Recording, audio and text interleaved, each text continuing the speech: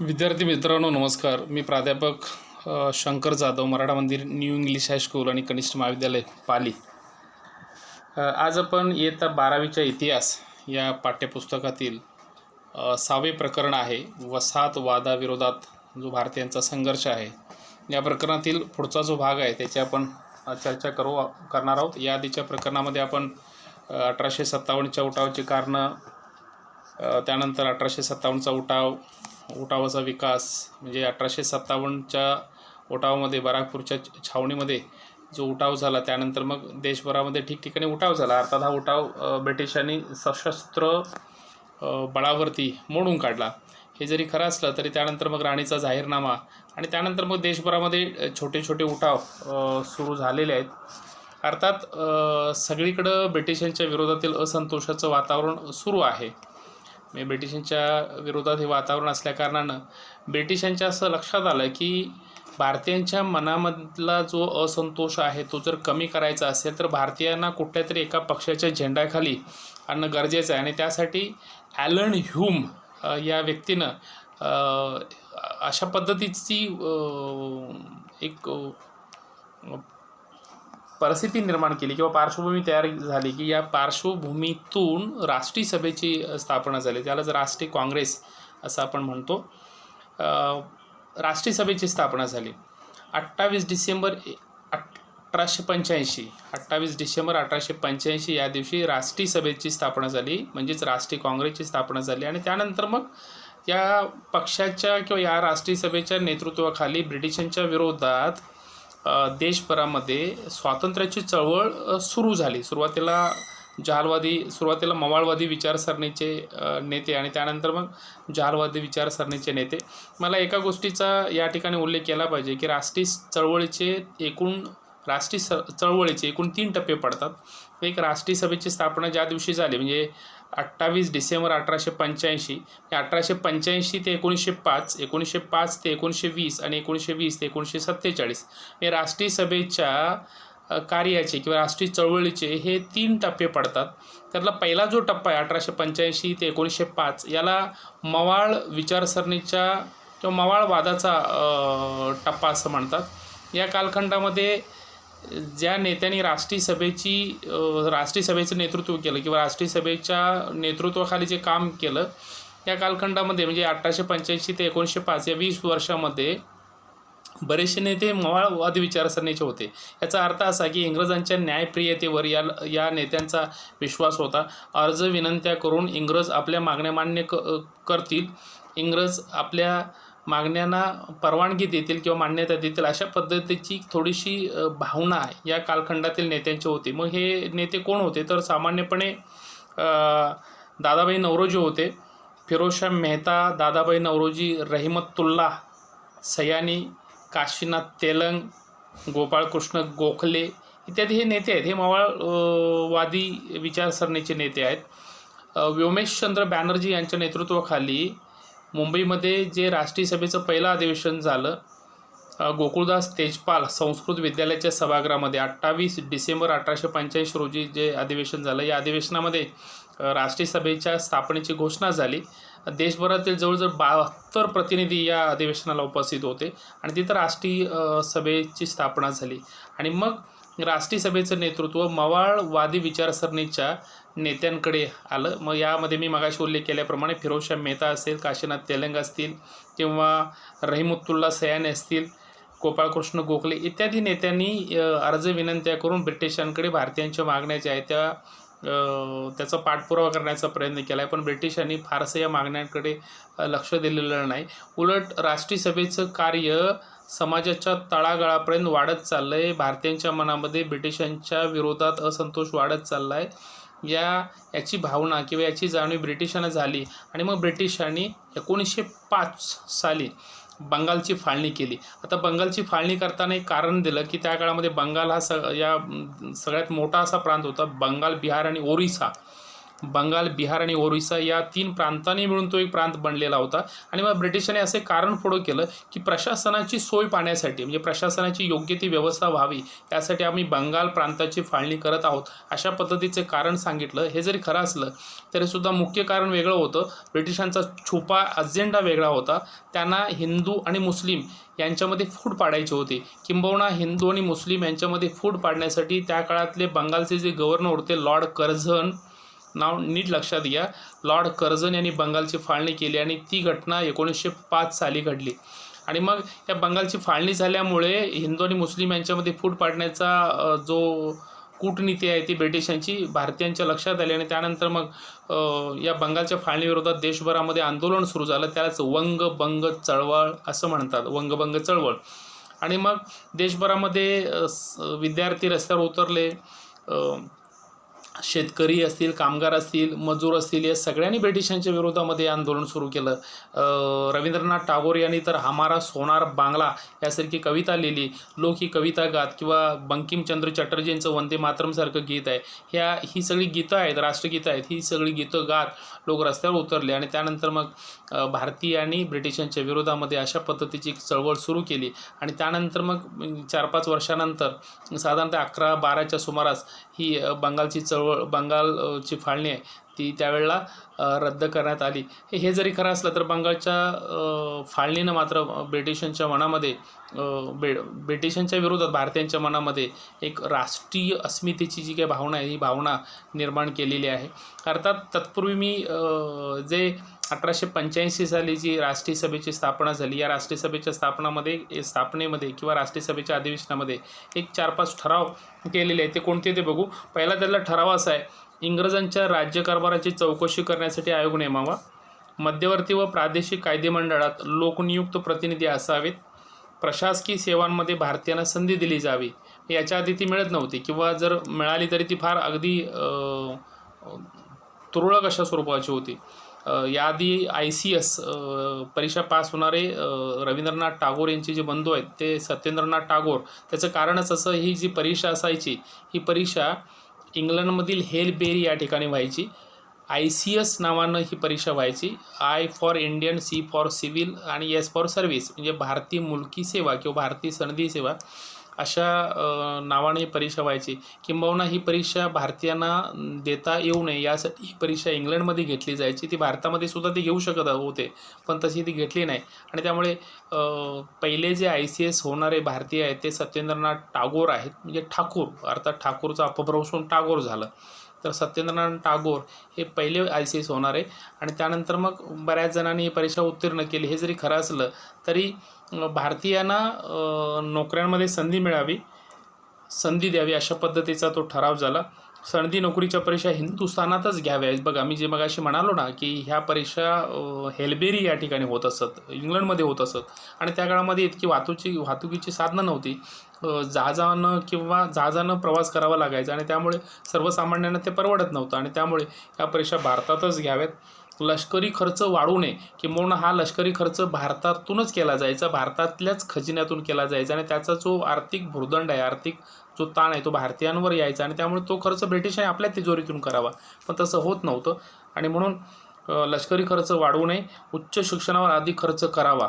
आणि पुढचा एक जो ठराव झाला, जो 1885च्या राष्ट्रीय सभेच्या अधिवेशनामध्ये, तो ठराव असा होता, तांत्रिक शिक्षणाची सोय करावी. अशा पद्धतीचे ठराव झालेले आहेत. आणि मग त्यानंतर मग हा जो हे जे कार्य आहे राष्ट्रीय सभेचं, ते मवाळ विचारसरणीच्या गटाकडे आलेलं आहे.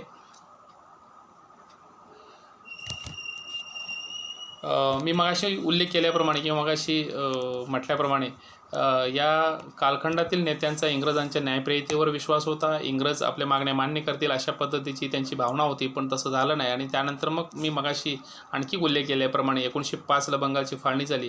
आणि त्यानंतर मग आंदोलन सुरू झालं. आणि याच आंदोलनातून जहालवादी विचारसरणीच्या नेत्यांचा एक गट पुढं आला.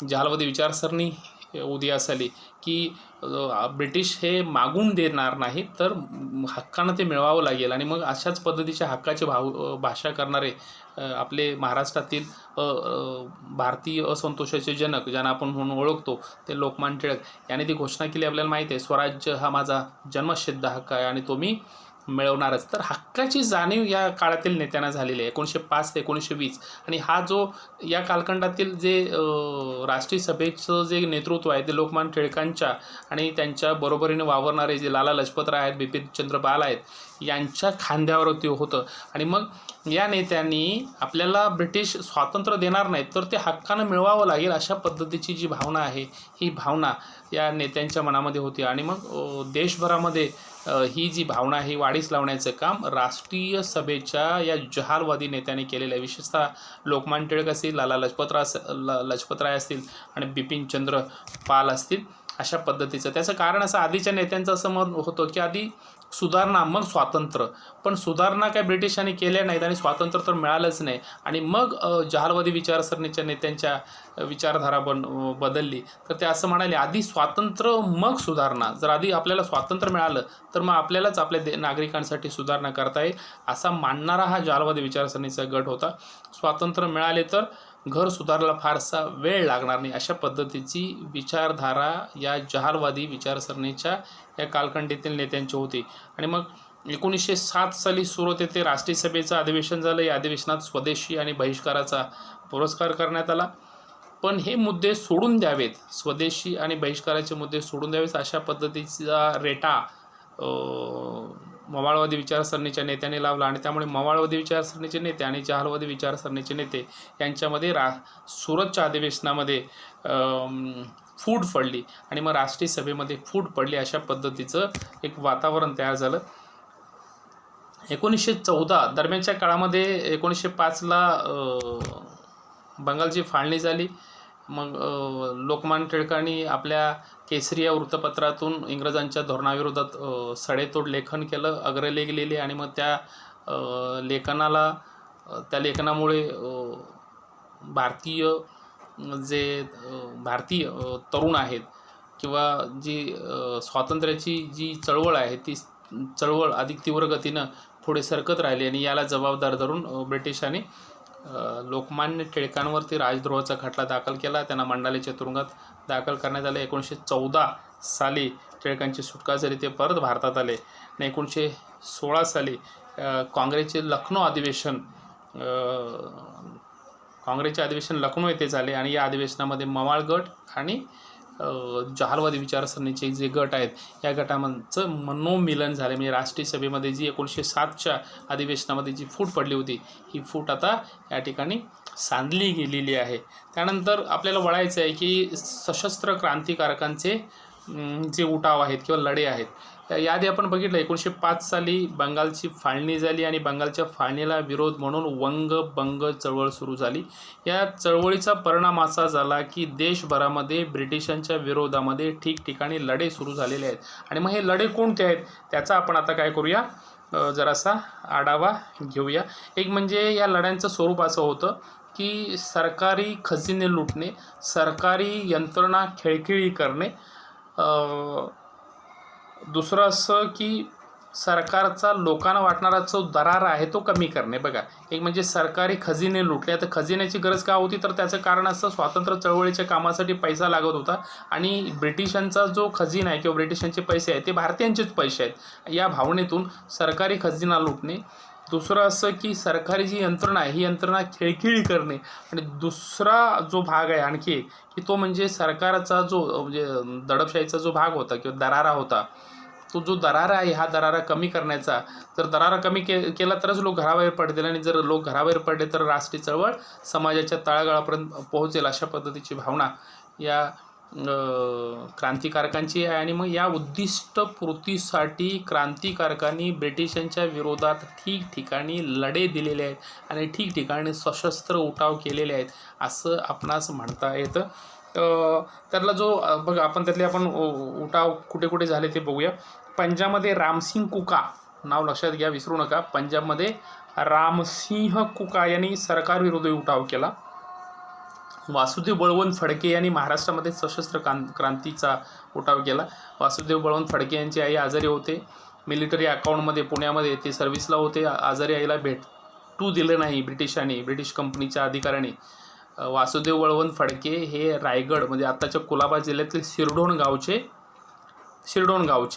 तर ते मिलिटरी अकाउंटमध्ये सेवेला होते. आजारी आईला भेटायला ब्रिटिशांनी परवानगी दिली नाही आणि त्यानंतर मग त्यांनी नोकरीचा राजीनामा दिला आणि त्यानंतर मग ब्रिटिशांच्या विरोधातील चळवळीमध्ये ते सहभागी झाले आणि सशस्त्र उठावामध्ये भाग घेतला, नेतृत्व केलं. पुण्यामध्ये प्लेगचा बंदोबस्त करताना जनतेवर जोर जबरदस्ती करणाऱ्या प्लेग कमिशनर रँड याची चापेकर बंधूंनी हत्या केली. बघा, ठिकठिकाणी उठाव सुरू झाले. पहिला उठाव पंजाबमध्ये झाला, रामसिंग कुका यांनी तो सरकारच्या विरोधात उठाव केला. दुसरा उठाव जो महाराष्ट्रामध्ये वासुदेव वळवंत फडके यांनी केला. पुन्हा महाराष्ट्रामध्येच पुण्यामध्ये प्लेगची साथ आली आणि मग पुण्यामध्ये प्लेगची साथ आटोक्यात आणण्यासाठी कमिशनर रँड यांची नेमणूक करण्यात आली. कमिशनर रँड याने प्लेगची साथ आटोक्यात आणण्याऐवजी नागरिकांवर अत्याचार केले आणि त्यामुळे या रँडचा चाफेकर बंधूंनी पुण्यामध्ये गोळ्या झाडून हत्या केली. त्यानंतर 1899मध्ये गणेश दामोदर सावरकर हे विदा सावरकर यांचे बंधू आणि त्यांचे बंधू विनायक दामोदर सावरकर यांच्या पुढाकाराने नाशिक येथे एक संघटना सुरू झाली. त्या संघटनेचं नाव आहे मित्रमेळा. त्याचंच पुढे अभिनव भारत संघटनेमध्ये नंतर रूपांतर झालं. क्रांतिकारकचा हा मित्रमेळा आहे. तर काय नाव त्यांचं बघा, गणेश दामोदर सावरकर हे विदा सावरकरांचे बंधू, स्वातंत्र्यवीर विदा सावरकर यांचे बंधू आहेत. गणेश दामोदर सावरकर आणि विदा सावरकर यांनी नाशिकमध्ये मित्रमेळा ही क्रांतिकारकांची संघटना सुरू केली. 1904मध्ये संघटनेला अभिनव भारत हे नाव देण्यात आलं. मी मगाशी म्हटल्याप्रमाणे मित्रमेळा या संघटनेचं अभिनव भारत संघटनेमध्ये रूपांतर झालं 1904 आणि मग सावरकरने अभिनव भारत संघटनेच्या सदस्यांना क्रांतिकारी वाङ्मय दिलं. जे विदा सावरकरांनी हे लिहिलं होतं क्रांतिकारी वाङ्मय, म्हणजे हे वाङ्मय वाचून, ही पुस्तकं वाचून क्रांतिकारक देशाच्या स्वातंत्र्यासाठी ब्रिटिशांच्या विरोधात पेटून उठतील अशा पद्धतीचं ते अगदी वीर रसानं ओतप्रोत भरलेलं अशा पद्धतीचं साहित्य होतं. पिस्तुले दिले, म्हणजे क्रांतिकारक वाङ्मय दिलं, पिस्तुले दिली. त्यांनी जोसेफ मॅझिनी यांचे चरित्र लिहिले होते, ते चरित्र वाचायला दिले. 1858चे स्वातंत्र्य समर हे पुस्तक, हा ग्रंथ वाचायला दिला. पण नंतर या दोन्ही ग्रंथांवरती ब्रिटिशांनी बंदी घातली. विशेषतः 1800 स्वातंत्र्याचे जे स्वातंत्र्य समर आहे हा ग्रंथ, हे पुस्तक ब्रिटिशांनी जप्त केलं, त्याच्यावर बंदी घातली. त्याचं कारण असं, हे पुस्तक वाचून भारतीयांची माती भडकतील आणि ही भारतीय ब्रिटिशांच्या विरोधात अगदी उग्र स्वरूपानं चळवळ करतील अशा पद्धतीची भीती ब्रिटिशांना वाटली. आणि मग अभिनव भारत संघटनेच्या कार्याचा सुगावा लागताच गणेश सावरकर यांना अटक झाली. नाशिकचे न्यायदंडाधिकारी जॅक्सन याने सावरकरांना जन्मठेपेची शिक्षा सुनावली. विदा सावरकरांचे बंधू गणेश सावरकर यांना अटक झाली, कारण का अभिनव भारत संघटनेच्या कार्याचा सुगावा लागल्यामुळे. आणि मग नाशिकचे जे जज आहेत जॅक्सन यांनी सावरकरांना जन्मठेपेची शिक्षा सुनावली. आणि मग याच जॅक्सनचा बदला घेण्यासाठी अनंत लक्ष्मण कान्हेरे हे कोकणातील खेड इथले मूळचे होते. अनंत लक्ष्मण कान्हेरे या युवकाने जॅक्सन याची हत्या केलेली आहे. त्यानंतर अनुशीलन समिती तर अशा पद्धतीचे सशस्त्र उठाव ठिकठिकाणी होत आहेत. आणि मग त्याचाच एक भाग म्हणून अनुशीलन समिती, बंगालमध्ये अनुशीलन समिती कार्यरत होती. अरविंद घोष व त्यांचे बंधू या संघटनेचे प्रमुख होते. कोलकात्याजवळील माणिकताळा येथे बॉम्ब तयार करण्याचे केंद्र होते आणि ही अनुशीलन समितीचे सदस्य अशा पद्धतीचे बॉम्ब तयार करत होते आणि याच बॉम्बचा इंग्रजांच्या विरोधात वापर करण्यात येत होता. 1908मध्ये खुदीराम बोस या अनुशीलन समितीचा जो सदस्य आहे खुदीराम बोस याने 1908मध्ये खुदीराम बोस व प्रफुल्ल चाकी, नाव लक्षात घ्या, 1908मध्ये खुदीराम बोस व प्रफुल्ल चाकी हे अनुशीलन समितीचे सदस्य आहेत. यांनी जुलमी न्यायाधीश किंग्जफोर्ड यांच्या गाडीवर बॉम्ब टाकला, पण त्या गाडीत किंग्जफोर्ड नव्हते, तर गाडीमध्ये 2 स्त्रिया होत्या आणि त्या स्त्रिया मृत्युमुखी पडल्या. प्रफुल्ल चाकी यांनी स्वतःवर गोळी झाडून घेतली, तर खुदीराम बोस जे आहेत ते पोलिसांच्या हातीला लागले आणि त्यांना फाशी देण्यात आली. तर बंगालमध्ये अनुशीलन समिती आहे. मी मगाशी म्हटल्याप्रमाणे ठिकठिकाणी सशस्त्र लढे सुरू आहेत ब्रिटिशांच्या विरोधामध्ये. पंजाबमध्ये आहेत, महाराष्ट्रामध्ये सुरू आहेत, बंगालमध्ये सुद्धा ही चळवळ सुरू झालेली आहे आणि याचाच एक भाग म्हणून अनुशीलन समिती तिथं कार्यरत आहे. या समितीचे जे प्रमुख आहे अरविंद घोष व त्यांचे बंधू या संघटनेचे सदस्य आहेत. आणि मग या संघटनेचे सदस्य आहेत खुदीराम बोस व प्रफुल्ल चाकी. आणि मग या दोघांनी किंग्जफोर्ड यांच्या गाडीवरती बॉम्ब टाकला, पण दुर्दैवानं सुदैवानं त्या गाडीमध्ये किंग स्फोट नव्हते, तर 2 महिला होत्या आणि त्या 2 महिलांचा मृत्यू झाला. चाकी यांनी स्वतःवर गोळी झाडून घेतली, ते पोलिसांच्या हाती लागली नाही, पण खुदिराम बोस हे मात्र पोलिसांच्या हाती लागले आणि मग त्यांना ब्रिटिशांनी नंतर फाशी दिली. तुर्तास एवढेच. पुढच्या व्हिडिओमध्ये यानंतरचा जो भाग आहे त्याची आपण चर्चा करू.